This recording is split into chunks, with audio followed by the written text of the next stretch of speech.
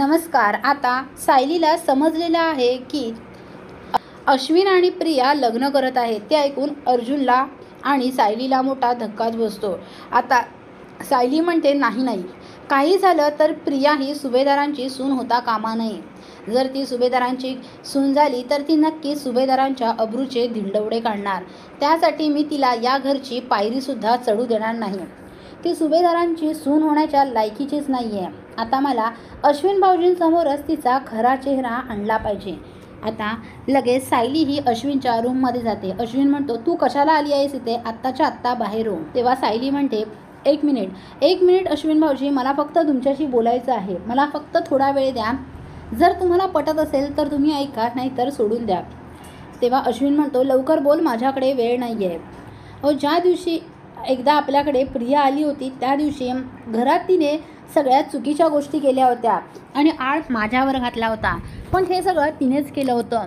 पूर्णा आजींच्या कॉफीमध्ये जास्तीची साखर तिनेच टाकली होती. आपल्या जेवणामध्ये जास्त तिखट तिनेच घातलं होतं आणि सगळा आळ तिने माझ्यावर आणला होता. याचे पुरावे आहेत माझ्याकडे आणि ती ते पुरावे दाखवते. ते बघून जरा अश्विनला धक्काच बसतो. त्यानंतर ती सांगते, आश्रमामध्ये सुद्धा ती अशीच वागायची, सगळ्यांशी भांडायची, कधीच कुणाशी तिचं पटलेलं नाही. आणि मधुभाऊंना सुद्धा तिने खूप त्रास दिला आहे. ती महिपत आणि साक्षीच्या बाजूने आहे. साक्षी तिची मैत्रीण आहे. साक्षी आणि महिपत कशी माणसं आहे अश्विन भाऊजी तुम्हाला चांगलंच माहीत आहे. आणि अशा मुलीशी तुम्ही लग्न करणार आहात?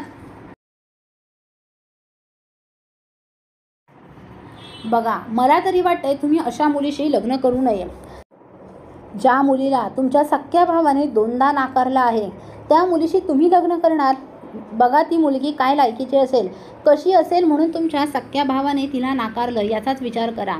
असं म्हणून सायली निघून जाते. आता अश्विन विचार करतो आणि म्हणतो, सायली वहिनी बोलते त्यात काही खोटं नाही आहे. काहीतरी तथ्य नक्कीच आहे. ती अशी खोटं नाही बोलणार. आणि सायली वहिनी खरंच खूप चांगली आहे. सायली वहिनीला या घरातल्यांची काळजी आहे. मी चूक तर करत नाही आहे ना तन्वीशी लग्न करून? नाही, मी आता तिच्याशी लग्न नाही करू शकत. आणि तेवढ्यात अश्विनला भेटायला तन्वी तिथे येते. आता प्रियाकडे बघून अश्विनला खूपच राग येतो. प्रिया अश्विनकडे मुद्दाम लाडात बघत असते आणि खोटं नाटक करून त्याच्या जवळ येते. आता संधीचा फायदा घेऊन जवळ येणाऱ्या त्या प्रियाला अश्विन स्वतः धक्के मारत बाहेर काढतो. आता सर्वजण बघत राहतात. या मुलाला तर काल या मुलीशी लग्न करायचं होतं आणि आज हा याच मुलीला धक्के मारत बाहेर काढतोय.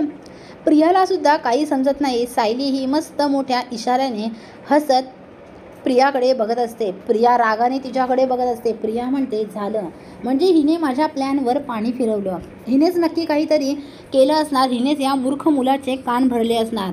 पण ही संधी माझ्याकडून आता हुकली आहे. मी आता सुभेदारांची सून नाही बनू शकत. अश्विन कसं करेल माझ्याशी लग्न? आता हिने तर माझ्याबद्दल कान भरवले आहेत.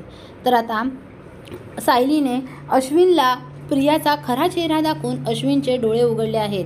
पुढील अपडेट पाहण्यासाठी व्हिडिओला लाईक आणि चॅनलला सबस्क्राईब करायला विसरू नका. थँक्यू.